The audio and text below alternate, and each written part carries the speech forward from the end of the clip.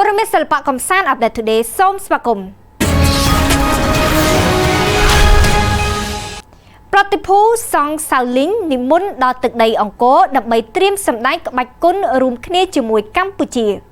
ក៏ក្រាត់ខេត្តសៀមរាបទៀតហើយកាលពីរសៀលថ្ងៃទី27ខែមេសាឆ្នាំ2026ម្សិលមិញប្រតិភូព្រះសង្ឃសាវលីងចំនួន16អង្គបាននិមន្តមកដល់ខេត្តសៀមរាបដើម្បីត្រៀមចូលរួមក្នុងមហោស្រពក្បាច់គុនចម្រុះកម្ពុជាចិនពិធីបដិសណ្ឋារកិច្ចត្រូវបានរៀបចំយ៉ាងកក់ក្ដៅដោយមន្ត្រីក្រសួងទេសចរនៅឯអាកាសយានដ្ឋានអន្តរជាតិតេជោដើម្បីទទួលស្វាគមន៍វត្តមានជាថ្មីរបស់អ្នកក្បាច់គុនកម្រិតពិភពលោកព្រឹត្តិការណ៍ដ៏អស្ចារ្យនេះនឹងប្រព្រឹត្តទៅនៅថ្ងៃទី30ខែមេសាខាងមុខនៅបរិវេណប្រាសាទបាយ័នដោយមានការចូលរួមសម្ដែងពីកីឡាករគុនល្បុក្កតោខ្មែរ45រូបរួមជាមួយព្រះសង្ឃសាវលីង16អង្គការបង្ហាញក្បាច់គុនរួមគ្នានេះធ្វើឡើងក្នុងគោលបំណងលើកកម្ពស់មរតកវប្បធម៌នៃប្រទេសទាំងពីរនិងជំរុញការផ្សព្វផ្សាយវិស័យទេសចរទៅកាន់ភ្ញៀវជាតិនិងអន្តរជាតិគួររំលឹកផងដែរថានេះមិនមែនជាលើកទី1ទេដែលក្បាច់គុនសាវលីងនិងគុនល្បុក្កតោខ្មែរបានមកជួបគ្នាកាលពីឆ្នាំ2024កន្លងទៅសាវលីងក៏បានមកសម្ដែងក្បាច់គុននៅកម្ពុជាផងដែរដែលទទួលបានការចាប់អារម្មណ៍យ៉ាងខ្លាំងវត្តមានរបស់ប្រតិភូសង្ឃសាវលីងនាពេលនេះមិនត្រឹមតែជាការផ្លាស់ប្ដូរបច្ចេកទេសក្បាច់គុនប៉ុណ្ណោះប៉ុន្តែថែមទាំងជានិមិត្តរូបនៃចំណងមិត្តភាពដ៏រឹងមាំនិងកិច្ចសហប្រតិបត្តិការវប្បធម៌រវាងកម្ពុជាចិនផងដែរមេក្រុមហ៊ុន Facebook សហការជាមួយក្រុមហ៊ុនអវកាសដើម្បីទាញយកថាមពលពន្លឺព្រះអាទិត្យ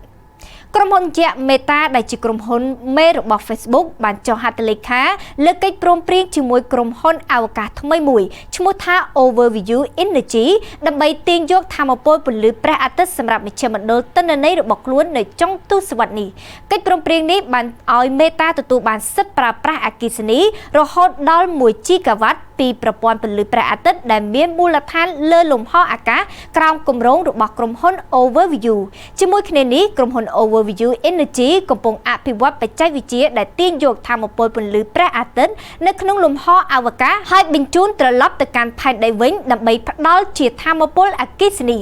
ក្រុមហ៊ុនមានគម្រោងអនុវត្តបទបង្ហាញទៅគន្លងផែនដីលើកដំបូងក្នុងឆ្នាំ2028ដោយការផ្គត់ផ្គង់ថាមពលផ្លូវការត្រូវបានរំពឹងថានឹងចាប់ផ្ដើមនៅឆ្នាំ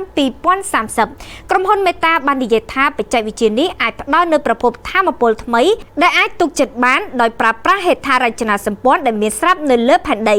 គួររំលឹកថាដោយក្រុមហ៊ុនបច្ចេកវិទ្យាធំផ្សេងទៀតដែរក្រុមហ៊ុនមេតាកំពុងស្វែងរកប្រភពផ្គត់ផ្គង់ថាមពលរយៈពេលវែងខណៈដែលប្រព័ន្ធបញ្ញាសិប្បនិម្មិតនិងការពង្រីកមជ្ឈមណ្ឌលទិន្នន័យដាក់សម្ពាធកាន់តែខ្លាំងលើបណ្ដាញថាមពលនាពេលបច្ចុប្បន្ន